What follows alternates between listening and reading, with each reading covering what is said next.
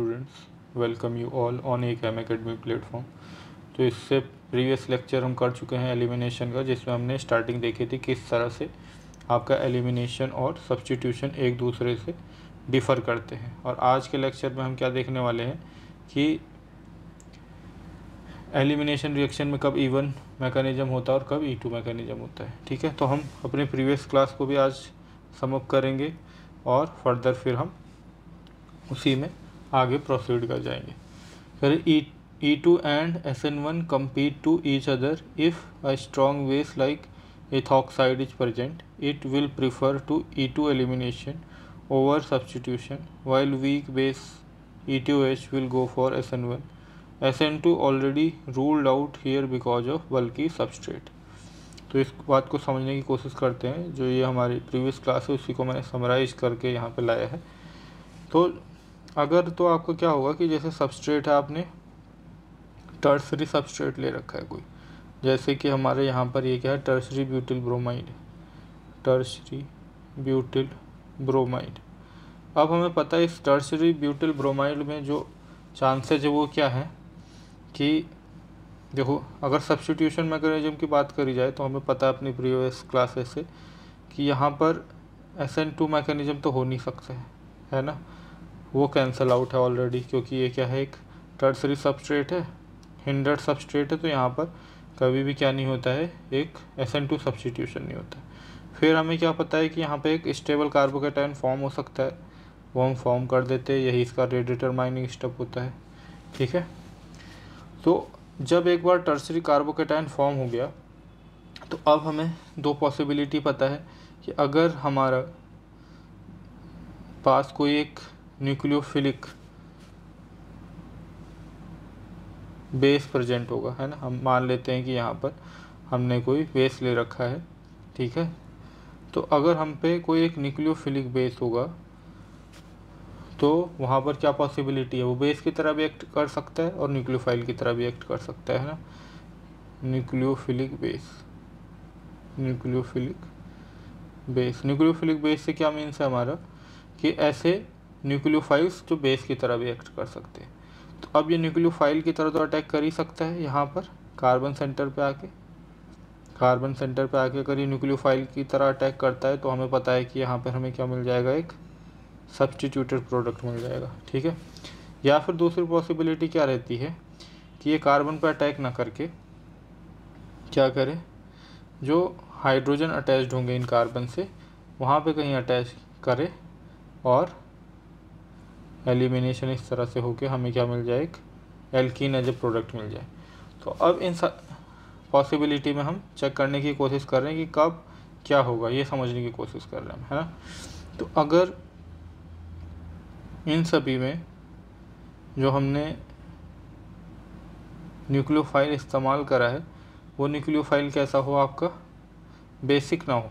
Nucleophile जो है वो अभी हमने बेसिक ना लेके उसको हम कैसा ले, नॉन बेसिक न्यूक्लियोफाइल ले लें। क्या ले लें, non basic nucleophile, non basic nucleophile ले लें, है ना।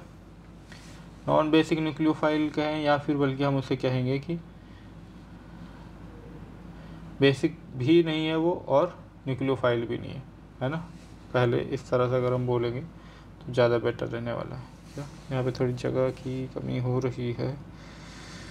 ठीक है, मैं यहाँ पर ही करता हूँ, इसको यहीं पे लिख के समझाने की कोशिश करता हूँ कि मैं क्या बताना चाह रहा हूँ आपको कि अगर हमने जो बेस इस्तेमाल करा है ना, बेस इस्तेमाल करा है, एलिमिनेशन में हम बेस इस्तेमाल करते हैं।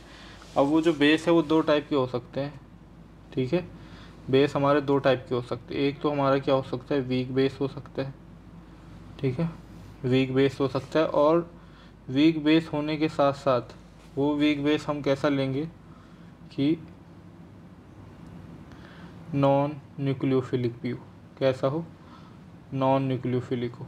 ठीक है, जैसे कि हमने क्या देखे थे, HSO4 माइनस देखा था हमने, है ना। तो ये HSO4 माइनस क्या था, बेस वाइज भी वीक बेस है और न्यूक्लियोफाइल के हिसाब से क्या है, कम्प्लीटली नॉन न्यूक्लियोफिलिक है, मतलब न्यूक्लियोफाइल की तरह एक्ट ही नहीं कर सकता। दूसरा हमारा क्या हो सकता है कि जो हमारा बेस है वो स्ट्रॉन्ग बेस हो, स्ट्रॉन्ग बेस हो, एज वेल एज क्या हो, वो न्यूक्लियोफिलिक भी हो, क्या हो, न्यूक्लियोफिलिक बेस हो, न्यूक्लियोफिलिक बेस। तो अब यहाँ पर दो पॉसिबिलिटी बन जाती है। अगर ये वीक बेस है और नॉन न्यूक्लियोफिलिक है और इस तरह से हमारा टर्शरी कार्बोकेटायन बना हुआ है, तो उस टर्शरी कार्बोकेटायन पे ये न्यूक्लियोफाइल की तरह तो अटैक कर नहीं पा रहा था, तो ये क्या करेगा, यहाँ से एक प्रोटॉन एक्सट्रैक्ट करके एलिमिनेशन प्रोडक्ट हमें मिल जा रहा था। ठीक है, वहीं पे अगर आपका जो बेस है वो कैसा है, स्ट्रॉन्ग बेस है, तो वो क्या करा सकता है, एलिमिनेशन करा देता है। ठीक है, न्यूक्लियोफाइल की तरह भी एक्ट कर सकता है, वो न्यूक्लियोफिलिक बेस है तो सब्स्टिट्यूटेड प्रोडक्ट भी मिल सकता है आपको कि यहाँ पे ऐसे कार्बोकेटायन है, तो ये यहाँ पर आके क्या करे, न्यूक्लियोफाइल की तरह अटैक कर दे। OH निगेटिव मान लो हमने अभी फ़िलहाल लिया हुआ है, तो हमें ऐसे कुछ मिल जाएगा OH। लेकिन क्योंकि ये बेसिक है तो ये न्यूक्लियोफाइल की तरह एक्ट करने के साथ साथ क्या कर सकता है कि प्रोटॉन का एब्स्ट्रक्शन भी कर सकता है। लेकिन प्रोटॉन का एब्स्ट्रक्शन ये इस तरह से नहीं करेगा। प्रोटॉन का एब्स्ट्रक्शन करने के लिए इसने क्या करना है, इसने स्टार्टिंग में ही प्रोटॉन का एब्स्ट्रक्शन कर लेना। ठीक है, इसने स्टार्टिंग में ही क्या कर लेना है, प्रोटॉन का एब्स्ट्रक्शन कर लेना है, कुछ इस तरह से हमारा। ठीक है, यही थी हमारी, ये हमारा सबस्ट्रेट क्या था, tertiary butyl bromide, tertiary butyl bromide. इस सबको हटाता हूँ मैं ज़रा, यहीं पे शो करता हूँ कोई चीज़। ठीक है, तो अब यहाँ पर देखते हैं, तो ये टर्शरी ब्यूटिल ब्रोमाइड है हमारे पास इस तरह से सबस्ट्रेट। यहाँ पे क्या है, हाइड्रोजन तो होंगे ही, और आपने जो बेस लेके आया अगर वो स्ट्रॉन्ग बेस है तो वो क्या होगा, सब्स्टिट्यूशन तो डायरेक्ट हो नहीं पाएगा, क्योंकि यहाँ पर डायरेक्ट सब्स्टिट्यूशन नहीं हो सकता ना, SN2 नहीं हो सकता, तो SN2 हुआ नहीं। SN1 होने के लिए या E1 होने के लिए इसका निकलना ज़रूरी है, पर उससे भी पहले अगर आपने स्ट्रॉन्ग बेस इस्तेमाल कर लिया है, क्या इस्तेमाल कर लिया है, स्ट्रॉन्ग बेस, तो ये क्या करेगा, स्टार्टिंग के स्टेप में ही प्रोटॉन को एक्सट्रैक्ट कर लेगा और उसकी हेल्प से ये फिर आपका न्यूक्लियोफाइल डिपार्ट हो जाएगा। तो इस तरह से तब आपको क्या मिल जाएगा, एक एलिमिनेशन प्रोडक्ट मिल जाएगा। तो एलिमिनेशन हमें कब कब देखने को मिल सकता है कि जब आप जो बेस इस्तेमाल कर रहे हो वो कैसा हो, स्ट्रॉन्ग बेस हो तब, या फिर आपका बेस क्या है, वीक बेस है, लेकिन क्या है, जब वीक बेस होगा तो नॉन न्यूक्लियोफिलिक होना ज़रूरी है, नॉन न्यूक्लियोफिलिक होना ज़रूरी है उसका, है ना। तो अगर स्ट्रॉन्ग बेस होगा तो E2 मैकेनिज्म हो जाएगा, है ना। स्ट्रॉन्ग बेस होगा तो क्या होगा, इसकी कंसंट्रेशन भी मायने रख रही है ना इस एलिमिनेशन स्टेप में। हाइड्रोक्साइड आयन आके अटैक कर रहा है और उसका स्ट्रॉन्ग होना ज़रूरी है। ठीक है, तो ये क्या रेट डिटरमाइनिंग स्टेप का पार्ट है, एक ही स्टेप में आपकी रिएक्शन जा रही है। तो स्ट्रॉन्ग न्यूक्लियोफाइल हमें लेना ज़रूरी है, सॉरी स्ट्रॉन्ग बेस हमें लेना ज़रूरी है, और सबस्ट्रेट तो है ही, तो ये E2 मैकेनिज्म हो गया अगर आपने स्ट्रॉन्ग बेस लिया तो। और वहीं पर अगर आपने क्या लिया, वीक बेस लिया, ऐसा वीक बेस जो न्यूक्लियोफाइल की तरह एक्ट नहीं कर सकता, अगर ये न्यूक्लियोफाइल की तरह एक्ट कर पाएगा तो फिर रिएक्शन क्या हो जाएगी, SN1 हो जाएगी, है ना। क्योंकि वीक बेस अपने आप में एक अच्छे न्यूक्लियोफाइल भी नहीं होते, तो वहाँ पर SN1 में आपको क्या है, न्यूक्लियोफाइल भी कोई स्ट्रॉन्ग तो चाहिए नहीं होता है, और आपके जो सब्स्टिट्यूशन रिएक्शन है वो क्या है, काइनेटिकली फेवर्ड रिएक्शन है, तो पहले वही होगी। एलिमिनेशन से पहले अगर सब्स्टिट्यूशन होने के चांस है तो पहले वही हो जाएंगे। ठीक है, समझ में आ रही है बात। तो उसके लिए आपने अगर एलिमिनेशन कराना है तो आपने क्या लेना पड़ेगा, वीक बेस जो कि नॉन न्यूक्लियोफिलिक है। ठीक है, समझ में आ रहा है। तो इस तरह से हमारी चीज़ें कुछ प्रोसीड करती हैं। ठीक है, तो यही हम लिख रहे थे यहाँ पर कि जो E2 है और SN1 है ये आपस में एक दूसरे के साथ compete करते हैं। कब, जब आपका जो सबस्ट्रेट ले रखा है हमने वो कैसा हो, टर्सरी सबस्ट्रेट हो, है ना, और आपका जो बेस इस्तेमाल हुआ है और वो कैसा है, अगर स्ट्रॉन्ग बेस आपने ले लिया है, स्ट्रॉन्ग बेस क्या होते हैं जिन पे चार्ज लोकलाइज रहता है, तो फिर SN1 नहीं होगा, आपका क्या हो जाएगा, E2 हो जाएगा। ठीक है। और अगर आपने एक वीक बेस इस्तेमाल कर लिया है ETOH, तो फिर आपका क्या हो जाएगा, SN1 हो जाएगा, है ना। SN2 पहले ही रूल आउट हो चुका है क्योंकि वहाँ पर क्या बल्कि सबस्ट्रेट है। समझ में आ रहा है कुछ आपको थोड़ा बहुत? अभी हम इसको दोबारा से देखेंगे। कह रहे even only takes place when weak base is used which is even more porous nucleophile. ठीक है। इवन के बारे में अगर बात करें तो इवन की पॉसिबिलिटी कब है कि जब आपका क्या हो, वीक बेस इस्तेमाल करा गया हो, और ये वीक बेस कैसा होना चाहिए, एक तरह से नॉन न्यूक्लियोफिलिक होना चाहिए, एज ए न्यूक्लियोफाइल बहुत ही पुअर होना चाहिए, जैसे HSO4 नेगेटिव, H2PO4 नेगेटिव। ठीक है।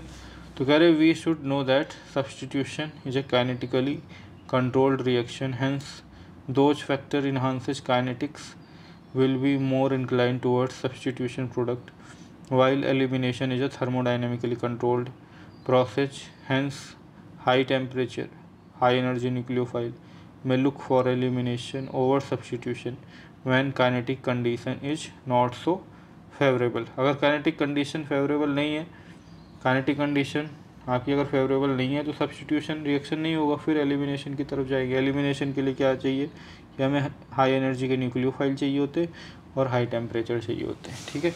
तो इसको हम ऐसा करते हैं कि एक फ्रेश पेज पे समझने की कोशिश करते हैं ना, क्योंकि यहाँ पर थोड़ा क्या है, राइटिंग के लिए हमें क्या पड़ेगी, जगह कम पड़ जाएगी। एक फाइल क्रिएट कर लेते हैं। ठीक है। तो अब इस पर अच्छे से हम समझने की कोशिश करेंगे जो बातें हम यहाँ पर डिस्कस कर रहे थे। देखो हम क्या देखना चाह रहे हैं कि elimination versus substitution, elimination versus substitution. फिर एलिमिनेशन में भी हमें ये देखना है कि कब हमारा E1 होगा और कब हमारा E2 होगा। ठीक है। और SN1 में हमें सब्स्टिट्यूशन में हमें पता है कि दो मैकेनिज्म है मेनली, SN1 वर्सेस SN2। तो हमें ये SN1 वर्सेस SN2 तो नहीं देखना, हमें बस ये देखना है कि एलिमिनेशन और सब्स्टिट्यूशन किस तरह से कम्पीट कर रहे हैं, और फिर एलिमिनेशन में भी कौन सा एलिमिनेशन होगा ये हमें समझना है। तो देखो जनरली हमारी क्या होंगे कि सबस्ट्रेट, मान लो अगर तो हमने सबस्ट्रेट कैसा ले लिया, टर्सरी ले लिया, टर्सरी सबस्ट्रेट है आपका। ठीक है। टर्सरी सबस्ट्रेट है, तो टर्सरी सबस्ट्रेट में ये बात हमें क्लियर है कि मैकेनिज्म अगर सब्स्टिट्यूशन का होगा तो SN2 नहीं होता है। ठीक है। वहाँ पे SN1 मैकेनिज्म की पॉसिबिलिटी हो सकती है, एक तो ये बात है। ठीक है। अब बात ये आई है कि इस सब्स्टिट्यूशन जो कि SN1 मैकेनिज्म से एक बार के लिए जा सकता है, क्योंकि यहाँ पर क्या है, एक स्टेबल कार्बोकेटाइन फॉर्मेशन की पॉसिबिलिटी। लेकिन अगर आपने पहले ही क्या कर लिया, एक स्ट्रॉन्ग बेस यूज कर लिया, जैसे कि ETO माइनस हो गया, है ना, जो चार्ज्ड बेस हैं आपके, जो कि न्यूक्लियोफाइल भी हो सकता है, लेकिन अगर ये चार्ज्ड है तो ये हाई एनर्जी का होगा, और ये पोटेंशियली एक क्या है, अपने आप में एक स्ट्रॉन्ग बेस की तरह भी एक्ट कर सकता है। ठीक है। तो ये अगर स्ट्रॉन्ग बेस की तरह एक्ट कर सकता है, फिर चांसेस क्या हैं कि आपके सब्स्टिट्यूशन हो उससे कहीं ज़्यादा ये क्या हो जाएगा, एलिमिनेशन की तरफ प्रोसीड करेगा, है ना, पहले ही स्टेप में। क्योंकि यहाँ से ब्रोमीन का निकलना और एक अनस्टेबल कार्बोकेटाइन वाइज तो ये स्टेबल है ये कार्बोकेटाइन, पर ये क्या है, एज ए स्पीसीज ये अनस्टेबल स्पीसीज है ना भाई। न्यूट्रल स्पीसीज के कंपैरिजन में तो हमेशा ही क्या होगी, चार्ज स्पीसीज या इंटरमीडिएट हमारे अनस्टेबल ही होंगे। तो यह अनस्टेबल है as a species, unstable as a species. तो स्टेबल स्पीसीज से अनस्टेबल स्पीसीज पे जाए, उससे बेहतर तो क्या है कि ये अपना यहाँ पर ETO माइनस, जो कि एज ए बेस एक्ट कर सकता है, हाई एनर्जी का होता है, तो ये प्रोटॉन के CH बॉन्ड का जो सिग्मा स्टार है वहाँ तक अप्रोच कर सकता है आसानी से। तो ये वहाँ पे अप्रोच करे, ये बॉन्ड इस तरह से यहाँ से ब्रेक कर जाए, और साथ ही साथ फिर इस तरह से आपका ब्रोमाइड बाहर हो जाए। तो फिर हमें क्या हो जाएगा कि सिंगल स्टेप में ही हमारा एलिमिनेशन प्रोडक्ट हमें मिल जाएगा। ठीक है। और भी जो भी चीज़ें हैं, ETOH और ब्रोमाइड बाहर हो गया इस तरह से। तो इस तरह से अगर मैकेनिज्म आपको प्रोसीड करा तो हम इसे E2 मैकेनिज्म बोलते हैं। अब दूसरा पॉसिबिलिटी क्या आती है कि ये कार्बोकेटाइन फॉर्म हो जाता है। मान लो हमने जो ये बेस है, स्ट्रॉन्ग बेस, ये इस्तेमाल नहीं कर रखा है, तो फिर क्या पॉसिबिलिटी है कि आपका कार्बोकेटाइन फॉर्म हो गया। अब अगर ये कार्बोकेटाइन फॉर्म हो जाता है तो अब यहाँ पर दो पॉसिबिलिटी रह जाती है कि या तो हमारा जो न्यूक्लियोफाइल है वो कैसा है, चार्ज नहीं होगा, है ना। जैसे मान लो कि हमने क्या ले लिया, कोई ETOH ले लिया, ठीक है, इथॉक्साइड आयन की जगह हमने नॉर्मल इथेनॉल ले लिया। तो अब ये क्या है, कोई स्ट्रॉन्ग बेस तो है नहीं, स्ट्रॉन्ग बेस नहीं है और इतना बल्कि भी नहीं है, नॉट सो बल्कि, नॉट सो बल्कि। अगर नॉट सो बल्कि है ये, तो इसका मतलब ये क्या है, एक पोटेंशियल न्यूक्लियोफाइल है। ये क्या है, ये एक पोटेंशियल न्यूक्लियोफाइल है। और अगर ये पोटेंशियल न्यूक्लियोफाइल है तो फिर ये क्या करेगा, काइनेटिकली फेवर्ड रिएक्शन करेगा और ये सीधा क्या करेगा, यहाँ पे भी अटैक कर लेगा इस तरह से, OETH यहाँ पे आ जाएगा प्लस चार्ज और फिर ये यहाँ से प्रोटॉन लॉस होके हमें एक स्टेबल न्यूट्रल स्पीसीज मिल जाएगी। ये हमारा प्रोडक्ट हो गया। समझ में आ रहा है यहाँ तक। वहीं पे अगर हमने क्या है, इस तरह से जो कार्बोकेटाइन जनरेट कर रखा है ना, थोड़ा सा हमने क्या करा, टेम्परेचर वगैरह हाई रख दिया, तो क्या पॉसिबिलिटी है कि यहाँ से इस तरह से ये प्रोटॉन को भी पिक कर सकता है ना।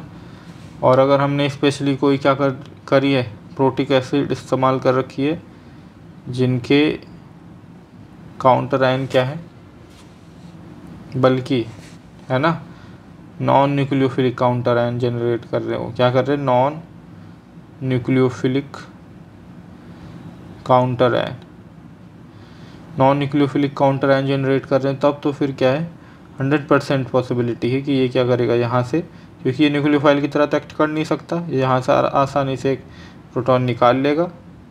और क्योंकि इसको तो अपना चार्ज न्यूट्रल कराना है ना, तो कोई भी अब इसका प्रोटॉन निकाल सकता है। हमें इवन ऐसा भी देखने को मिलेगा कि प्रोटॉन ऐसे ही नॉर्मली ही बिना किसी के फॉलिंग ऑफ करते हुए दिखाए जाते हैं, ठीक है। और ये हमारे क्या मिल गया, एल्कीन एज ए प्रोडक्ट मिल गया, ठीक है। तो इस तरह से हमें क्या हो सकता है, यहाँ पर इस टर्सरी सबस्ट्रेट के केस में आपको 3 पॉसिबिलिटी बनती हुई दिख गई, है ना। देखो, जब टर्सरी सबस्ट्रेट आपको 3 पॉसिबिलिटी भी बनती हुई दिख गई, एक तो आपका E2 हो सकता है। E2 कब हो सकता है, जब आपने स्ट्रॉन्ग बेस लिया हो, क्या लिया हो, स्ट्रॉन्ग बेस लिया हो, तो आपको E2 की पॉसिबिलिटी है, ठीक है। फिर ये जो आपका स्ट्रॉन्ग बेस आपने इस्तेमाल करा था, अगर ये क्या हो, स्मॉल साइज का हो, स्मॉल साइज का हो, स्मॉल साइज मतलब ये न्यूक्लियोफिलिक भी हो, न्यूक्लियोफिलिक बेस हो ये, तो फिर ये न्यूक्लियोफाइल की तरह भी एक्ट कर सकता है, जैसे कि हमारा ETO- था, है ना। तो ये फिर क्या कर सकता है, ETO- अगर स्ट्रॉन्ग बेस आपने लिया था, जो आपने जो स्ट्रॉन्ग बेस लिया था ETO-, अगर ये न्यूक्लियोफिलिक भी निकला तो ये कुछ हद तक क्या कर सकता है, टर्सरी है तो टर्सरी पे आपका क्या नहीं हो पाएगा, SN2 तो नहीं हो सकता, लेकिन जब कार्बोकेटाइन फॉर्म हो जाएगा तब उसके बाद तो जब वीक निकाल पा रहा है तो ये भी तो क्या करेगा, है ना। एक तो ये करेगा कि इस तरह से यहाँ पे कर दे, और साथ ही साथ न्यूक्लियोफाइल की तरह भी क्योंकि ये एक्ट कर सकते हैं तो यहाँ भी अटैक कर देगा। ऑल्दो उसकी ज़रूरत नहीं है पर कर सकता है, ठीक है ना। तो यहाँ पर क्या हो जाएगा, एक SN1 मैकेनिज्म की भी पॉसिबिलिटी, सब्स्टिट्यूशन भी हो सकता है, क्योंकि ये जो हमारा बेस है ये न्यूक्लियोफिलिक भी है, स्मॉल साइज का है, बल्कि नहीं है, तो ये SN1 भी कर सकता है, ठीक है। ये किस पर बात चल रही है, जो हमने कोई टर्सरी सबस्ट्रेट ले रखे हैं तो वहाँ पर हम देख रहे हैं कि क्या क्या पॉसिबिलिटी हो सकती है। एक तो स्ट्रॉन्ग बेस इस्तेमाल करने पर पहले ही वैसे तो क्या हो जाएगा, आपका E2 मैकेनिज्म हो जाएगा, लेकिन थोड़ा बहुत जो आपका कुछ क्वांटिटी में सब्स्टिट्यूशन हो सकता है तो वो भी हो जाएगा, और वो सब्स्टिट्यूशन किस मैकेनिज्म से होगा, SN1 से होगा, ठीक है। अगर हम चाहते हैं कि यहाँ पर 100% एक तरह से क्या हो जाए, एलिमिनेशन हो जाए और कोई भी सब्स्टिट्यूशन हमें देखने को ना मिले, तो फिर हमें क्या करना पड़ेगा, जो अपना बेस है इसको क्या बनाना पड़ेगा, नॉन न्यूक्लियोफिलिक बनाना पड़ेगा, है ना, नॉन न्यूक्लियोफिलिक, और E2 मैकेनिज्म ही कराना है तो non nucleophilic strong base, non nucleophilic strong base. अब ये नॉन न्यूक्लियोफिलिक स्ट्रॉन्ग बेस कौन से होते हैं, जो भी बल्कि साइज के होंगे, है ना, जैसे कि आपका क्या होता है DBU, DBN, ठीक है, और आपका LDA, ये सभी क्या होते हैं, बल्कि बेस होते हैं। नाइट्रोजन बेस्ड बेस हैं, ये बल्कि बेस है ना, इनका हम स्ट्रक्चर भी देख सकते हैं। जैसे LDA में क्या होता है, इस तरह से नाइट्रोजन और इसी तरह से आपके 2 आइसोप्रोपाइल यूनिट जुड़ी रहती है और लिथियम एज ए काउंटर है, तो इसी को हम क्या बोलते हैं, लिथियम डाइआइसोप्रोपाइल ब्रोमाइड। इसी तरह से आपके DB वगैरह होते हैं, इनमें क्या होता है, ग्वानिडीन यूनिट होती है, ठीक है, ग्वानिडीन यूनिट आपस में ऐसे कनेक्टेड रहेगी, ऐसे इस तरह से। एक रिंग आपकी क्या रहेगी कि 6 मेंबर की इसमें ऐसे कनेक्टेड रहेगी, और एक रिंग क्या रहेगी आपकी 5 मेंबर की रहेंगी, है ना। एग्जैक्ट स्ट्रक्चर अभी इसका हम देख लेंगे। कुल मिला के ये क्या होते हैं, काफ़ी स्ट्रॉन्ग बेस होते हैं, और साथ में क्या होते हैं, बल्कि भी होते हैं। स्ट्रॉन्ग तो है ही है, स्ट्रॉन्ग भी है, और साथ ही साथ क्या है, ये बल्कि भी है। तो अगर स्ट्रॉन्ग बेस है और बल्कि भी हैं, तो बल्कि होने की वजह से क्या हुआ, अब SN1 की जो पॉसिबिलिटी थी वो रूल आउट हो गई। अब क्या बचा, स्ट्रॉन्ग होने की वजह से केवल एक ही पॉसिबिलिटी बची है, वो क्या है, E2 की, E2 मैकेनिज्म एलिमिनेशन की, और वो एलिमिनेशन भी कैसे हो जाएगा, वाया E2 मैकेनिज्म, ठीक है, जिसमें एक ही स्टेप में आपका क्या करेगा कि आपका जो बल्कि बेस है, मान लो ये DBU, ये क्या करेगा, यहाँ से प्रोटॉन एब्स्ट्रैक्ट कर लेगा, ठीक है, और इसको बाहर कर देगा, ठीक है। अब कोई भी पॉसिबिलिटी किसकी नहीं है, आपकी सब्स्टिट्यूशन की नहीं है, ठीक है, समझ में आ रही है ये बात, इस तरह से। और SN2 की पॉसिबिलिटी तो पहले ही रूल आउट है सब्स्टिट्यूशन के तौर पे, क्योंकि वहाँ पर क्या है, इस हिंडर्ड साइड पे कभी भी आपका क्या है, न्यूक्लियोफाइल अटैक करने नहीं आता है, ठीक है। तो इस तरह से हमने ये देख लिया। अब बात करी जाए E1 की, E1 मैकेनिज्म की। तो E1 मैकेनिज्म की अगर बात करी जाए, तो यहाँ पर अगर स्टेबल कार्बोकेटायन फॉर्म होता है, तो स्टेबल कार्बोकेटायन फॉर्म होने पे हमें 2 पॉसिबिलिटी मिलती है कि यहाँ से या तो प्रोटॉन निकले और हमें क्या मिले, एल्कीन, ठीक है, तब हम इस मैकेनिज्म को क्या बोल रहे हैं, E1 मैकेनिज्म। या फिर इस स्टेबल कार्बोकेटायन जो फॉर्म भी हुआ है, इस पर क्या करे, कोई आपका न्यूक्लियोफाइल आके अटैक कर ले, ठीक है, तो हम क्या बोल देंगे कि यहाँ पर क्या हुआ है, SN1 हुआ है, ठीक है। तो SN1 को हमने कैसे रूल आउट करा है, SN1 को हमने रूल आउट करा है बाई यूजिंग बल्कि बेस, ठीक है। लेकिन अगर हमें E1 और SN1 में कंपैरिजन करना पड़े, E1 वर्सेस SN1, तो इसमें हम कैसे कर सकते हैं कि अगर आपने वीक बेस इस्तेमाल कर लिया, कैसा वीक बेस, लाइक ETOH, तो ये वीक बेस तो है, बिल्कुल वीक बेस है ये, और ये क्या करे, प्रोटॉन को निकाल भी सकता है, इसमें कोई डाउट नहीं है, ये प्रोटॉन को ऐसे निकाल सकता है, ये काम कर सकते हैं। यहाँ से क्या मिलेगा, एल्कीन मिलेगा। लेकिन इस ETOH के साथ क्या दिक्कत रहेगी कि ये अभी न्यूक्लियोफिलिक भी है, weak base but nucleophilic as well, weak base but nucleophilic as well, है ना।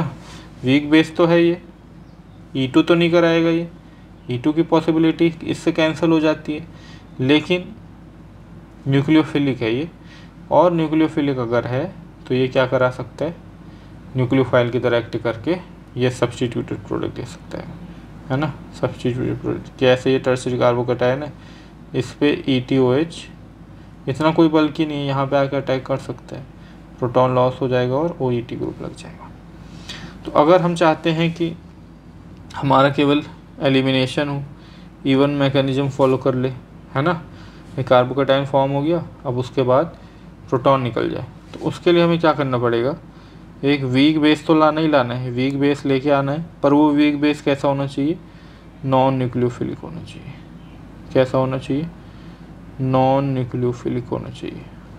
अब वो हम कैसे करते हैं कि हमने कोई भी इस तरह से सबस्ट्रेट लेने हैं कि जिनके चार्ज क्या हो, डीलोकलाइज हो और बल्कि हो, ठीक है। जैसे अगर अल्कोहल के केस में करना होता हमें तो हम कोई एसिड यूज कर लेते, कोई सी भी अपनी एसिड यूज कर लेंगे, ठीक है। जैसे कि मान लो आपने ले लिया है क्या, H2SO4, तो इससे क्या होता है कि आपका प्रोटोनेशन होके यहाँ से बाहर निकल के एक टर्शरी कार्बोकेटायन फॉर्म होता है। फिर ये जो इसका काउंटर आयन जनरेट हुआ ये क्या है, अपने आप में नॉन न्यूक्लियोफिलिक वीक बेस है। तो अब यहाँ से हमें एलिमिनेशन होके एलिमिनेशन प्रोडक्ट मिल जाता है। तो ये मैकेनिज्म क्या रहता है, हमारा इवन मैकेनिज्म रहता है, ठीक है। तो इस तरह से हम SN1 का कॉम्पिटिशन हटा सकते हैं इवन से, ठीक है। तो ये बात आपको कुछ हद तक मैं होप कर रहा हूँ कि समझ में आ गई होगी, ठीक है। अब हम दोबारा से अपने इस पे लौटते हैं जो हम कर रहे थे अभी तक।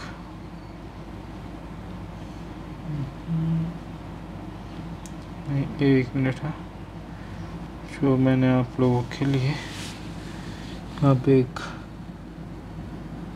फोल्डर क्रिएट करा था, ठीक है। ये तो इस तरह से आपने थोड़ा बहुत इसको आइडिया लग गया होगा ना। अभी और आगे बढ़ेंगे हम तो देखते जाएंगे इसमें क्या है। बाकी टेम्परेचर वगैरह भी आपको एलिमिनेशन को फेवर करता है और सब्स्टिट्यूशन, ठीक है। तो हम जैसे कि देख चुके हैं कि even and SN1 also compete to each other, but even only takes place when the acid used for protonation of alcohol, the counter ion left is a very poor nucleophile, then only E1 takes over SN1 at room temperature. तो अब ये सारी बातें हो गई, इस पर बहुत ज़्यादा बात नहीं करते हैं, ठीक है। देखो अब यहाँ पर एक बहुत ही इंपॉर्टेंट बात लिख रहे हैं, कह रहे strong bases at whatever concentration will favour E2 over E1।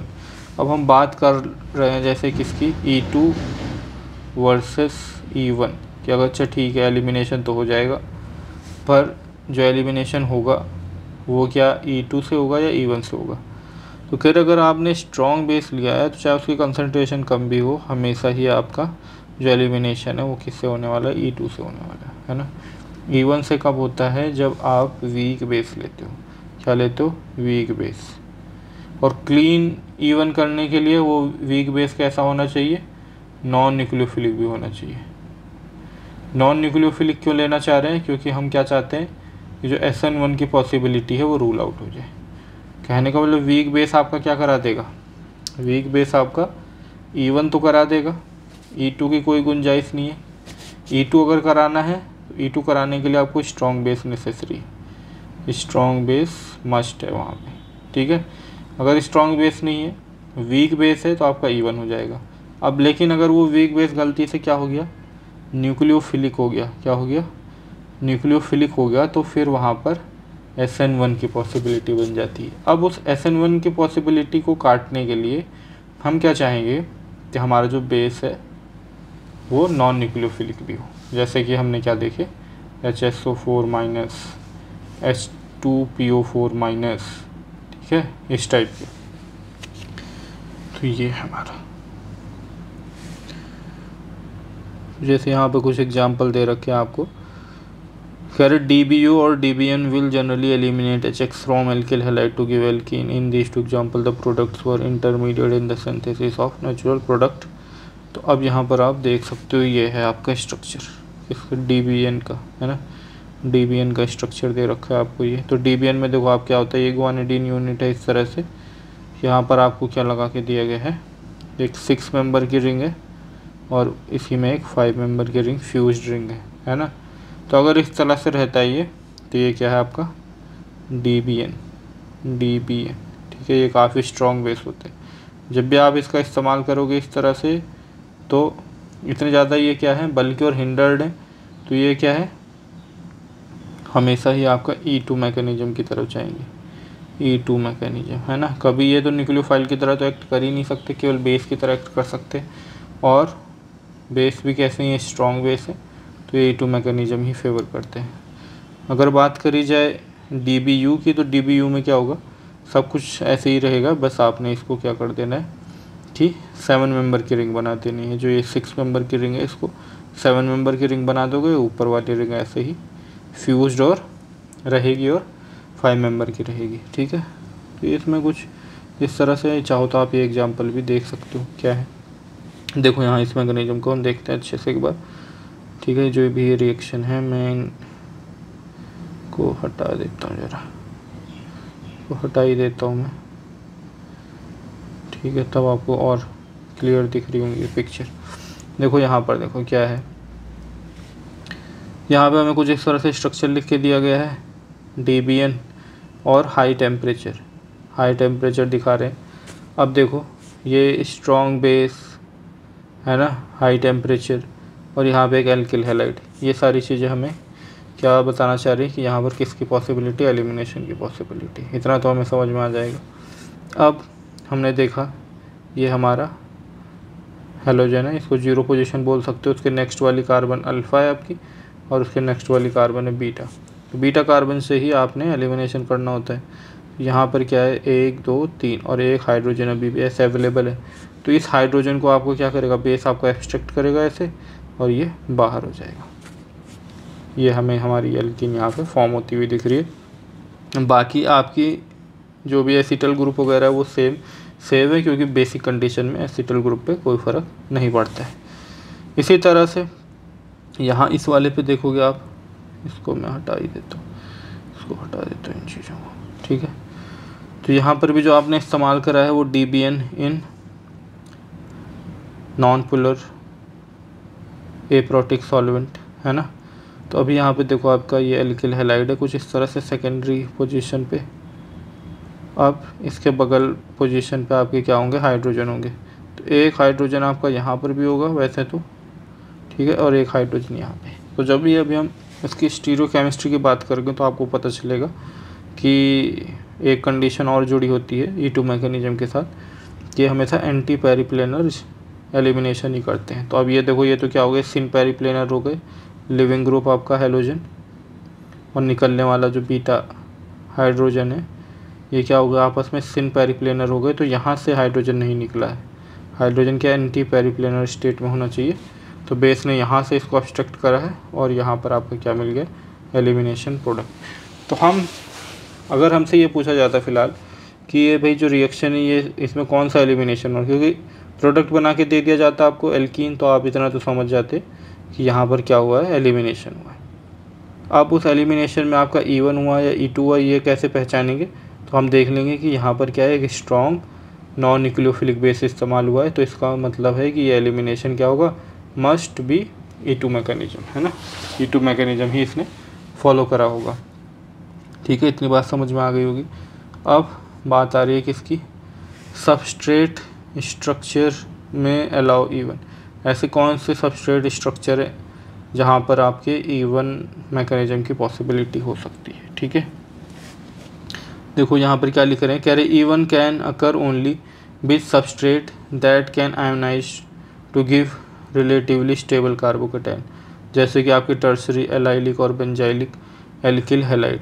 Secondary alkyl halide में eliminate by E1 while primary alkyl halide only ever eliminated by E2 because the primary carbocation required for E1 would be too unstable। तो देखो यहाँ पर बहुत ही अच्छी बात आई है कि E1 की पॉसिबिलिटी कब हो सकती है। तो अगर E1 एलिमिनेशन होना है तो पहली कंडीशन इसमें क्या है, फर्स्ट एंड फॉरमोस्ट कंडीशन जो आपकी है वो क्या है, the carbocation formed should be stable. अब वो कब हो सकता है, वो आपका क्या हो सकता है, या तो आपका जो कार्बोकेटायन है वो कैसा हो, टर्सरी हो। अगर सिंपल एल्काइल कार्बोकेटायन है तो वो कैसा होना चाहिए, स्टेबल होना चाहिए, तो टर्सरी एल्काइल कार्बोकेटायन होना चाहिए। या फिर आपका क्या होना चाहिए, बेंजाइलिक कार्बोकेटायन फॉर्म हो, या फिर आपका क्या हो, एलाइलिक कार्बोकेटायन फॉर्म, या फिर आपका एट लास्ट सेकेंडरी कार्बोकेटाइन हो, है ना। अगर मान लो आपका क्या है, प्राइमरी एल्किल हैलाइड है कोई, प्राइमरी एल्किल ग्रुप है कोई, है ना, तो यहाँ पर E1 की कोई पॉसिबिलिटी नहीं रह जाती, E1 की कोई पॉसिबिलिटी नहीं रह जाती। क्यों? क्योंकि E1 का जो पहला स्टेप है वो क्या है कि स्टेबल कार्बोकेटाइन फॉर्म, है ना। कार्बोकेटाइन फॉर्मेशन ज़रूरी है, स्टेबल कार्बोकेटाइन फॉर्मेशन ज़रूरी है, जो कि प्राइमरी से तो होगा ही नहीं। तो इसका मतलब क्या है कि अगर आपने प्राइमरी सबस्ट्रेट ले लिया तो वहीं पर आपकी क्या हो गई, E1 की पॉसिबिलिटी तो हट गई। हम मान लो हमने कुछ ऐसे ले लिया, ऐसे ले लिया, है ना, और इससे हम क्या बनाना चाह रहे हैं, एक एल्कीन बनाना चाह रहे हैं ऐसे करके। तो आपको क्या लगता है ये एल्कीन आपकी E1 मैकेनिज्म से बनेगी? तो नहीं बन सकती, है ना, क्योंकि यहाँ पे स्टेबल कार्बोकेटाइन फॉर्म नहीं हो रहा भाई। जो ये साइट है ये कैसी प्राइमरी है, तो यहाँ E1 की कोई पॉसिबिलिटी नहीं है। तो अगर हमें इसको बनाना है तो इस बीटा हाइड्रोजन को एलिमिनेट करने के लिए हमें क्या करना पड़ेगा, एक स्ट्रॉन्ग बेस लाना पड़ेगा, स्ट्रॉन्ग बेस, है ना। और वो स्ट्रॉन्ग बेस आपके क्या करेगा, यहाँ से स्ट्रॉन्ग बेस आपका क्या करेगा, यहाँ से ऐसे प्रोटॉन एक्सट्रैक्ट करेगा, इसको बाहर कर देगा, और तब हमें क्या मिल जाएगा, हमारा एल्कीन प्रोडक्ट मिल जाएगा। तो ये मैकेनिज्म तब क्या कहलाएगा, E2। ठीक है, तो अब इस कंडीशन को भी हम यहाँ पे अच्छे से क्लियर कर लेते हैं कि इस प्राइमरी सबस्ट्रेट में भी E1 की तो कोई गुंजाइश नहीं है, वो कैंसल आउट है। गुंजाइश किसकी बचती, E2 की। और E2 के साथ हमें फिर ये देखना है कि वहाँ पे सब्स्टिट्यूशन का से कैसे कॉन्ट्रडिक्ट कर सकता है। तो अब इस बात को भी यहाँ पे समझ लेते हैं, फिर हमारी करीब करीब सारी बातें क्लियर ही हो जाएंगी, है ना।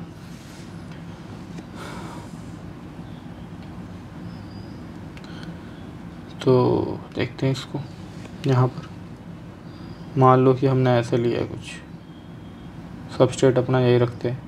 हमें क्या बनाया हमने, यहाँ इससे एल्कीन बना लिया, ठीक है, एक मिनट सॉरी, इस तरह से हमने इसका एल्कीन बना दिया।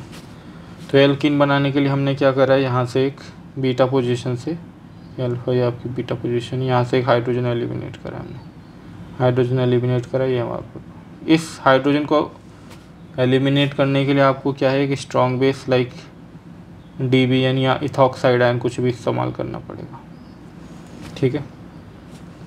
अगर गलती से हमने क्या करा, इथॉक्साइड आयन इस्तेमाल कर लिया, तो अब ये इथॉक्साइड आयन ये काम तो खैर कर ही सकता है, क्या, ये इथॉक्साइड आयन आपका क्या करेगा, इस हाइड्रोजन को यहाँ से एब्स्ट्रैक्ट कर सकता है जो बेस, और ये हमारा प्रोडक्ट जो हमें एल्कीन मिला था वो मिल सकता है, बिल्कुल मिल सकता है, कोई दिक्कत नहीं।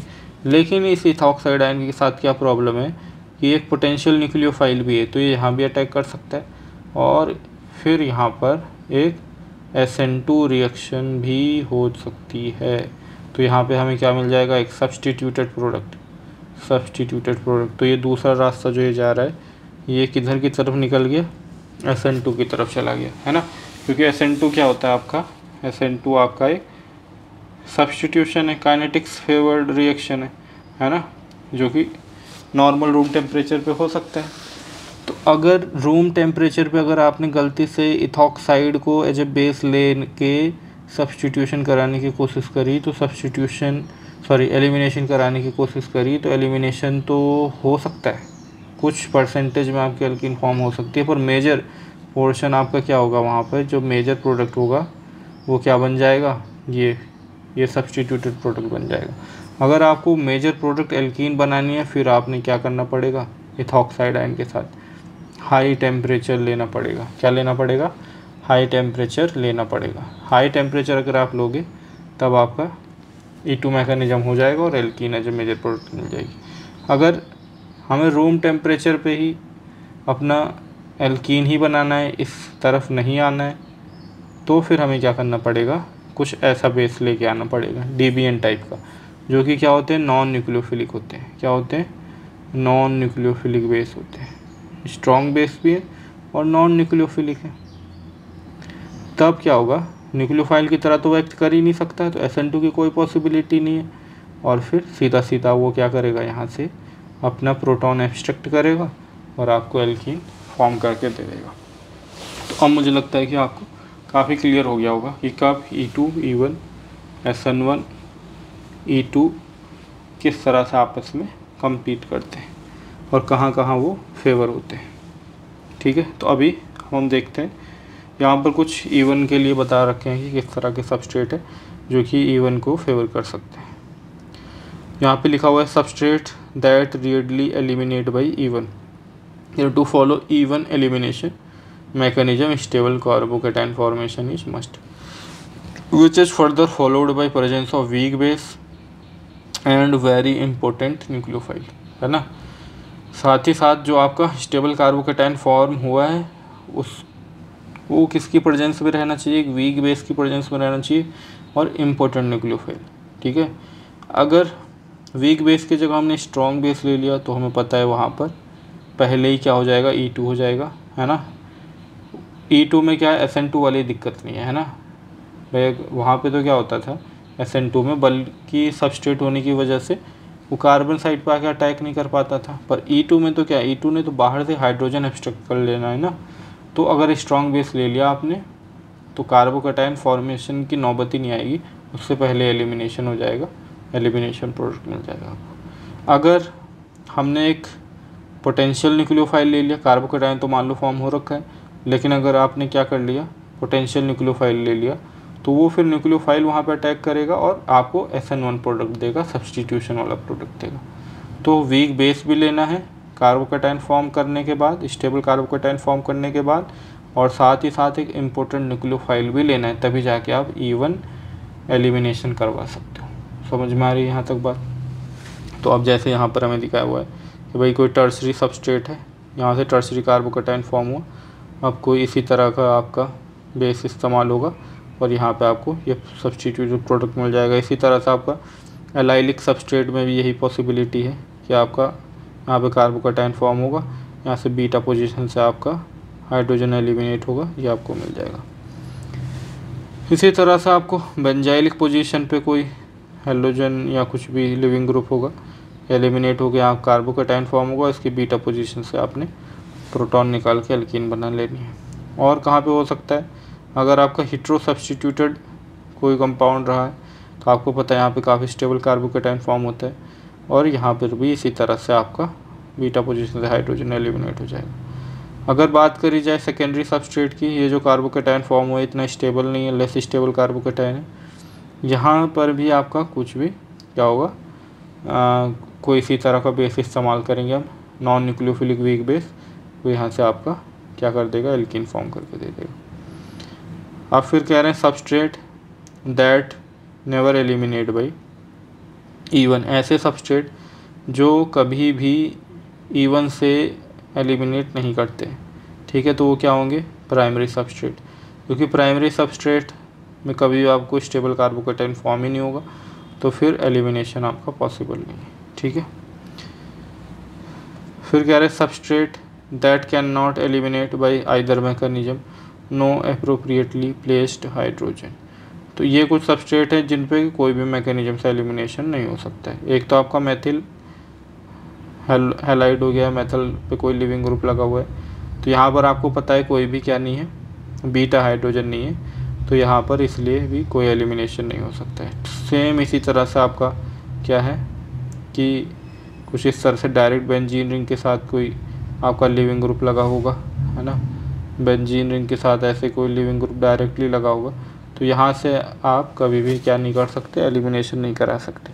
ठीक है, क्योंकि आपको पता है कि यहाँ पर क्या है, एक कार्बोकेटाइन तो कोई स्टेबल होता नहीं है कि ऐसे एलिमिनेट कर दिया जाए। ठीक है, ये चीज़ हो नहीं सकती, तो इस तरह से नहीं होगा। और E2 भी नहीं हो सकता, क्योंकि E2 करने के लिए यहाँ से आपको कार्बोकेटाइन मतलब कोई बहुत स्ट्रॉन्ग बेस ला के हम यहाँ से निकाल के की कोशिश करेंगे तो वो भी पॉसिबल नहीं होता है ना। ऑल्दो हम इसको करते हैं बेंजाइन मैकेनिज्म में, पर उससे हम क्या है, एलिमिनेशन इस तरह का नहीं मानते हैं। ठीक है, फिर यहाँ पर आपने देखा कि जो आपका सबस्ट्रेट है इस पे बीटा पोजीशन पे आपको क्या लगा हुआ है, कोई भी बीटा हाइड्रोजन अवेलेबल नहीं है, कि जहाँ से प्रोटॉन का एक्सट्रैक्शन कर लिया जाए और फिर क्या हो, लिविंग ग्रुप डिपार्ट करा जाए। तो यहाँ पर भी क्या है आपका नहीं हो सकता है। यहाँ पर इसलिए देखो कार्बोकेटाइन तो फॉर्म हो नहीं सकता कि इसको निकाल के क्योंकि ये प्राइमरी साइट है, लेकिन प्राइमरी साइट के जस्ट बगल में जो बीटा साइट है वो बहुत ज़्यादा हिंडर्ड है। तो प्राइमरी साइट होने की वजह से यहाँ पर क्या नहीं होगा, कार्बोकेटाइन फॉर्म नहीं होगा, तो E1 की कोई पॉसिबिलिटी नहीं है। फिर E2 के बारे में अगर हम देखने जाएंगे तो यहाँ पे कोई बीटा हाइड्रोजन ही नहीं है, तो इसलिए यहाँ पर E2 भी नहीं होगा। तो ये जितने भी सबस्टेट है यहाँ पे कोई बीटा हाइड्रोजन अवेलेबल ना होने की वजह से कोई एलिमिनेशन नहीं होता है। ठीक है, इस तरह से। अब देखो यहाँ पे ये चार्ट में दिखाया गया था कि अगर इन सभी में जो जितने भी स्टेबल कार्बोकेटाइन आपने ऊपर बना के दिखाए गए हैं, अगर इन सभी में आपने क्या कर लिया, स्ट्रॉन्ग बेस इस्तेमाल कर लिया, तो ये फिर E2 मैकेनिज्म फॉलो कर सकते हैं। कहने का मतलब E1 की पॉसिबिलिटी आए, कार्बोकेटाइन फॉर्म हो, उससे पहले ही आपका E2 हो जाएगा। कार्बोकेटाइन फॉर्म नहीं होगा उससे पहले ही आपका एलिमिनेशन हो के E2 मैकेनिज्म हो जाएगा। समझ में आ गई होगी इतनी बात। फिर आगे दिया गया है आपका क्या कि polar solvents also favour E1 reaction because they stabilise the intermediate carbocation. तो अगर सॉल्वेंट के बेसिस पे बात करी जाए तो क्योंकि कार्बोकेटाइन फॉर्मेशन के थ्रू जाता है आपका E1 रिएक्शन, तो ऐसे आपके सॉल्वेंट जो कि स्टेबलाइज कर सकते हैं कार्बोकेटाइंस को, तो वो भी फेवर करते हैं E1 मैकेनिज्म को ओवर E2। अगर हमें E2 मैकेनिज्म कराना होगा तो हम नॉन पोलर सॉल्वेंट लेंगे, नॉन पोलर एप्रोटिक सॉल्वेंट लेंगे। वहीं पर अगर हमें E1 कराना है तो हम पोलर प्रोटिक सॉल्वेंट लेंगे। ठीक है, जैसे यहाँ पर आपको दिखा रखा है, ये साइक्लोहेक्सेनॉल है, इसमें हमने एलिमिनेशन कराना है तो हमने क्या लिया, H3PO4 H2O और हाई टेम्परेचर ले रखा है ना। इससे क्या होगा कि आपका एसिड की प्रेजेंस से पहले तो कार्बोकेटाइन का फॉर्मेशन हो जाएगा प्रोटोनेशन के थ्रू, यहाँ पे जैसे करके दिखाया गया है देखो। फिर जब एक बार आपका कार्बोकेटाइन फॉर्म हो जो कि एक सेकेंडरी कार्बोकेटाइन है, अब यहाँ पर SN1 ना हो जाए उसके लिए हमने क्या करा, हाई टेम्परेचर का इस्तेमाल कर दिया। और जो हमारा जनरेट भी हुआ है काउंटर आयन, वो काउंटर आयन कैसा है आपका, वेरी वीक बेस और इम्पोर्टेंट न्यूक्लियोफाइल है, तो वो सिंपल क्या करेगा, यहाँ से एलिमिनेशन ही करेगा और हमें हमारा प्रोडक्ट मिल जाएगा। ठीक, फिर ये रिएक्शन आपका कुछ उसी के बेसिस पे, या आपने इस तरह से पहले तो यहाँ पे एक न्यूक्लियोफिलिक एडिशन एलिमिनेशन करा लिया है कार्बोनिल कंपाउंड में, जिससे आपको एक अल्कोहल मिल गया। तो इस अल्कोहल को अगर आप देखोगे तो ये क्या है, अपने आप में एक टर्शरी अल्कोहल है, टर्शरी बेंजाइलिक अल्कोहल। यहाँ पे अपने एसिड डाली, इसका प्रोटोनेशन होगा, एलिमिनेट हो जाएगा, यहाँ पे दिखाया गया है, तो आपको एक टर्शरी बेंजाइलिक कार्बोकेटाइन फॉर्म हो गया। अब इस टर्शरी बेंजाइलिक कार्बोकेटाइन के बीटा पोजीशन से आपका एक वीक नॉन न्यूक्लियोफिलिक बेस क्या कर रहा है, प्रोटॉन एक्सट्रैक्ट कर रहा है, तो आपको क्या मिल रहा है, एक एलिमिनेशन प्रोडक्ट मिल रहा है। ठीक है, तो इस तरह से आप समझ गए होंगे कि कहाँ कहाँ पर हमारे क्या क्या पॉसिबिलिटी रहती है मैकेनिज्म की। ठीक है, तो एक तो रिएक्शन आपको और ऐसे करके दिखाए गए कि ये आपका कुछ है इस तरह से। ठीक है, ये मैंने पहले ही रिएक्शन लिख दिया। यहाँ पर सिंपल क्या था, अल्कोहल मॉलिक्यूल था और अल्कोहल मॉलिक्यूल में आपने क्या डाला, एक टॉसिक एसिड डाली है ना। टॉसिक एसिड समझ सकते हो आप क्या होगी, कुछ इस तरह से स्ट्रक्चर रहेगा इसका कि आपका यहाँ पे ऐसे टॉलिन और पैरा पोजीशन पे आपने क्या लगा देनी है, सल्फोनिक ग्रुप लगा देना है ऐसे। ठीक है, तो ये आपकी क्या होगी, टॉसिक एसिड। तो यहाँ से क्या है, प्रोटॉन मतलब निकल सकता है, प्रोटॉन निकल सकता है ना, क्योंकि ये आयन आपका क्या है, काफ़ी ज़्यादा स्टेबल है। तो ये प्रोटॉन यहाँ पर आके अटैच हुआ है, आपका क्या बन गया ऐसे OH2+, और ये फिर एलिमिनेट हो जाएगा। तो यहाँ पर आपको क्या मिल जाएगा, एक स्टेबल टर्शरी कार्बोकेटाइन फॉर्म हो जाएगा है ना, स्टेबल टर्शरी कार्बोकेटाइन फॉर्म हो जाएगा। अब इस स्टेबल टर्शरी कार्बोकेटाइन में से फिर आपके बीटा पोजीशन से, जो कि क्या यहाँ पर भी है, यहाँ पर भी है बीटा पोजीशन, यहाँ पर भी है बीटा पोजीशन और यहाँ पर भी है बीटा पोजीशन। अब यहाँ पर देखो आपका 1 2 और फिर इस तरह से एक 3 बॉन्ड है ना। एक तो ये हो गया इस तरह से, फिर यहाँ से भी एक हाइड्रोजन की अगर पॉसिबिलिटी है तो यहाँ से भी एलिमिनेशन हो सकता है ना, कहीं से भी एलिमिनेशन हम कराएं वो हम पे डिपेंड करता है। तो यहाँ से इन्होंने एलिमिनेशन कराया है, इक्विवेलेंट ही साइट है यहाँ पे इन्होंने एलिमिनेशन कराया, और ये जो हमारा एज ए बेस एक्ट कर रहा है, इसका जो बचा हुआ पोर्शन इसको हम OTS माइनस से दिखा रहे हैं। ये क्या है, पुअर बेस तो है ही लेकिन इम्पोर्टेंट न्यूक्लियोफाइल भी है, तो ये सिंपल सब्स्टिट्यूशन तो करेगा नहीं, सिंपल प्रोटॉन एक्सट्रैक्ट करके एलिमिनेशन दिखा रहे हैं। ठीक है, तो इस तरह से हमें एलिमिनेशन होगी। और क्या हुआ है कि यहाँ पर एसिडिक कंडीशन होने की वजह से आपका जो एसिटल ग्रुप है ये क्या हो गया, लॉस हो गया है ना, इसकी हाइड्रोलिसिस हो गया, एसिटोलिसिस बोल सकते हैं। और यहाँ पर क्या मिल गया आपको, कीटोन जनरेट हो गया है। ठीक है, अगर यहाँ पर अगर हम बात करें तो यहाँ पर कभी भी आपका क्या नहीं हो सकता, आपका इवन मैकेनिज्म नहीं हो सकता है। क्यों नहीं हो सकता है कि अगर आप इस पर प्रोटॉन या कोई एसिड डालोगे तो यहाँ पे ये OH2 पॉजिटिव इस तरह से जो बनेगा, उससे जो कार्बोकेटायन फॉर्म होगा वो क्या नहीं होगा, स्टेबल नहीं होगा, क्योंकि वो क्या नहीं हो सकता, प्लेनर नहीं हो सकता है ना। कार्बोकेटायन फॉर्मेशन के लिए क्या है, प्लेनर कंडीशन जरूरी यहाँ पे, क्योंकि ब्रिजिंग सिस्टम पे प्लेनर कार्बोकेटायन फॉर्म नहीं होते। ठीक है, नहीं तो ये तो ब्रिजिंग सिस्टम क्या हो जाएगा, कोलैप्स कर जाएगा अगर वो प्लेनर होने की कोशिश करेगा। तो इसलिए यहाँ पर क्या है, आपका कार्बोकेटायन फॉर्म नहीं होता, तो कभी भी आपका क्या नहीं होगा, इवन मैकेनिज्म फॉलो नहीं हो सकता है। ठीक है, एक बार के लिए आपका क्या है, यहाँ पे E2 मैकेनिज्म हो सकता है। अब E2 मैकेनिज्म कराने के लिए हमें क्या करना पड़ेगा, बेसिक कंडीशन में कराना पड़ेगा। मान लो अगर हम यहाँ पर इसको हटाना ही चाह रहे हैं तो क्या हम इसको हटा नहीं सकते, हटा सकते हैं, पर वहाँ पर हमें कंडीशन बदलनी पड़ेगी। ठीक है, जैसे कि मान लो यहाँ पर हमने क्या करना है, THCl इस्तेमाल कर लेनी है इन प्रेजेंस ऑफ pyridine, है ना। तो THCl in presence of pyridine करेंगे तो ये इस पर अटैक करके Cl को बाहर कर देगा, तो हमें क्या मिल जाएगा, इस तरह से पूरा कंप्लीट मैकेनिज्म अभी मैं नहीं कर रहा हूँ, यहाँ पे क्या मिल जाएगा, OTS। ठीक है, अब OTS एक क्या है, अच्छा लिविंग ग्रुप है बेसिक कंडीशन के लिए। यहाँ पर हमने मान लो कि अभी क्या है, कोई भी स्ट्रॉन्ग बेस इस्तेमाल कर रखा है, मान लो कि E2 माइनस भी चल जाएगा वैसे तो मान, और हमने अपनी सेफ्टी के लिए मान लो DBU इस्तेमाल कर लिया है।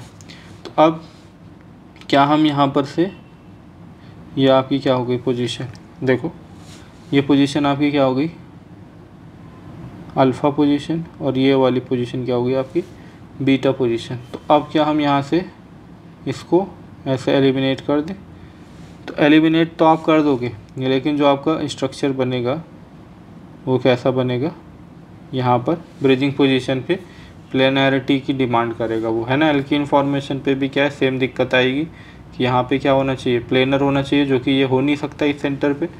ठीक है, तो इसलिए इसका मतलब क्या है, यहाँ पर E2 मैकेनिज्म की पॉसिबिलिटी भी रूल आउट हो जाती है ना यहाँ पर E1 हो सकता है, ना यहाँ पर E2 हो सकता है। ठीक है, तो यहाँ पर आपके दोनों ही मैकेनिज्म फेवर नहीं हो सकते, सिर्फ और सिर्फ आप क्या कर सकते हो, यहाँ पर एक ही पॉसिबिलिटी बचती है कि अगर आपने क्या ले लिया, इथॉक्साइड आयन ले लिया। ठीक है, मान लो हमने सोडियम इथॉक्साइड ले लिया, तो यहाँ पर सिंपल क्या हो सकता है, अब आपका SN2 मैकेनिज्म फेवर हो सकता है। ऑल दो वो भी फेवर नहीं होगा, वो क्यों फेवर नहीं होगा, क्योंकि जो ये साइट है ये कैसी साइट है, आप देख पा रहे हो ये क्या है, टर्सरी साइट है। तो अगर हम यहाँ पर ऐसे सोचें कि OET लगा देंगे तो वो भी क्या है, वो भी रूल आउट हो जाती है ना, वो भी क्या है, अपने आप में रूल आउट हो जाती है, क्योंकि टर्सरी साइट पे आके इस तरह से किसी न्यूक्लियोफाइल ने अटैक करना कोई पॉसिबल नहीं है। तो इस तरह से आप देख पा रहे हो कि यहाँ पर ना तो आपका इवन मैकेनिज्म हो सकता है, ना E2 हो सकता है, क्योंकि अगर हमने E2 से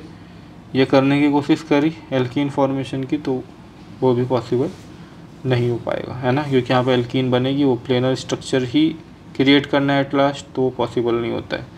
ठीक है, SN2 क्यों नहीं हो पा रहा है, क्योंकि SN2 में आपका टर्सरी साइट पे जाके अटैक नहीं पॉसिबल होगा। तो अभी के लिए लेक्चर यहीं पे रोक देते हैं, काफ़ी कुछ समझ गए होंगे आप। नेक्स्ट टॉपिक इसके कुछ बचे हुए हैं कि the role of leaving group. ये लिविंग ग्रुप भी थोड़ा बहुत कैसे डिसाइड करता है कि आपका मैकेनिज्म E1 होगा या E2 होगा, इसको हम समझेंगे। ठीक है, बहुत ज़्यादा कुछ नहीं है, और भी इसमें कुछ अच्छी चीज़ें बता रखी हैं कि OH ग्रुप आपका क्या है, कभी भी लिविंग ग्रुप नहीं हो सकता है E2 रिएक्शन में, क्योंकि आपको क्या है, स्ट्रॉन्ग बेसिक कंडीशन में OH ग्रुप आपका कभी भी एक लिविंग ग्रुप नहीं बन सकता। हमने देखा कि भाई OH ग्रुप को हम लिविंग ग्रुप में कन्वर्ट करने के लिए क्या कर रहे थे, एसिड डाल रहे थे, और तब वो एक अच्छा लिविंग ग्रुप क्रिएट कर रहा था, है ना। फिर भी अगर हम बेसिक कंडीशन में करना चाहते हैं तो हमने कैसे कर सकते हैं कि हम उसको OTS या OMS बना के निकाल सकते हैं। तो ये सारी बातें इसमें हैं, कुछ अच्छे एग्जाम्पल भी हैं जो आपको एग्ज़ाम में भी दिख सकते हैं वो, और फिर किस तरह से काइनेटिक आइसोटोप इफ़ेक्ट क्या होता है इसको भी हम अच्छे से समझ लेंगे। फिर बाकी इसके स्टीरियो केमिकल एस्पेक्ट पे भी बातें करी जाएंगी कि E1 और E2 में स्टीरियो केमिकल एस्पेक्ट पे बात करेंगे कौन सा मेजर प्रोडक्ट हो सकता है आपका, ठीक है, E और Z, ठीक है। तो इस तरह की कुछ बातें रह गई है। E1 रिएक्शन की रेडियो सेलेक्टिविटी, E2 रिएक्शन आपका स्टीरियो स्पेसिफिक किस तरह से होता है, तो ये सारी बातें। E2 एलिमिनेशन आप साइक्लोहेक्सेन के केस में कर रहे हो तो अब आपको कौन से प्रोडक्ट मिलेंगे, क्या मिलेंगे, तो ये सारी बातें हैं। ये मैंने नोट्स इसको समराइज़ करके बना दिया है कि जिससे जल्दी से जल्दी मैं इस लेक्चर को आपके लिए कंप्लीट कर पाऊँ, लेकिन फिर भी हमें एक लेक्चर तो अभी और लगने वाला है। तो ये एक लेक्चर और करेंगे, इसके बाद उम्मीद है ख़त्म हो जाएगा थ्योरी पार्ट, फिर हम इसके क्वेश्चन भी कर लेंगे, है ना, एक्सरसाइज के क्वेश्चन कर लेंगे और यहाँ पर एलिमिनेशन मैकेनिज्म कंप्लीट हो जाएगा। तो यहाँ तक अगर आपको ये वीडियो पसंद आया होगा तो इसको आप लाइक करना और चैनल को सब्सक्राइब कर लेना, है ना। जो नए लोग हैं जिन्होंने अभी तक चैनल को सब्सक्राइब नहीं करा वो चैनल को सब्सक्राइब कर लेंगे, और बाकी लोग भी अगर ये वीडियो लेक्चर आपको पसंद आया तो वीडियो को लाइक ज़रूर करिएगा।